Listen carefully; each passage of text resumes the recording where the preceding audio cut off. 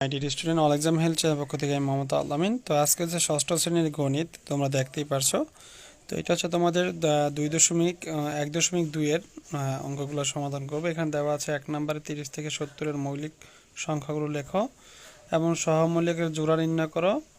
তারপর তোমাদের 3 নাম্বার দেওয়া আছে, দেখো 3 নম্বরে কি কি দেওয়া আছে। তো 3 নম্বরে এখানে যে বিষয়গুলো দেওয়া আছে দেখো, নিচের কোন সংখ্যাগুলো নির্দেশিত সংখ্যা দিয়ে নিঃশেষে বিভাজ্য।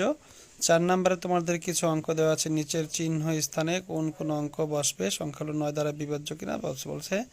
5 থেকে 7 পর্যন্ত কিছু অঙ্ক দেওয়া আছে, এগুলোর উত্তরগুলো আমরা তোমাদের দিয়ে দিব। 1 নম্বর উত্তরটা দেখতে পাচ্ছ তোমরা এখানে। আমরা মৌলিক সংখ্যাগুলো লিখে দিচ্ছি 30 থেকে 70 পর্যন্ত। তারপরে 2 নম্বরের সহমৌলিক জোড়া নির্ণয় করো।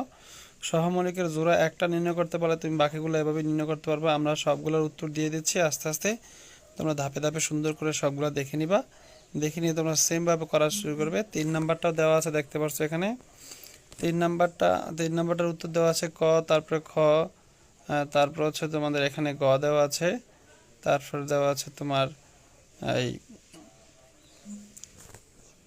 গহ নাম্বারটা দেওয়া আছে, তারপরে 4 নাম্বার প্রশ্নের উত্তর দেওয়া আছে, দেখতে পারছো। তারপরে তোমাদের 5 নাম্বার প্রশ্নের উত্তর, 4 হচ্ছে ক, খ আর গহ নাম্বার প্রশ্নের উত্তর। তারপরে তোমার হচ্ছে 5 নাম্বার প্রশ্নের উত্তর, দেখতে পারছো। তারপরে 6 নাম্বার হলো 7 অঙ্কের বৃহত্তম সংখ্যা নির্ণয় করো যা 6 দ্বারা বিভাজ্য। এটা হলো 6 নম্বর নিয়ম। আর 7 নাম্বার দেখতে পাচ্ছ, 7 নম্বর 7 অঙ্কগুলো দ্বারা গঠিত বৃহত্তম সংখ্যা 5, 4 ও 5 দ্বারা বিভাজ্য কিনা তা যাচাই করো। ভিডিওটা ভালো লাগলে লাইক কমেন্ট শেয়ার করতে ভুলবে না।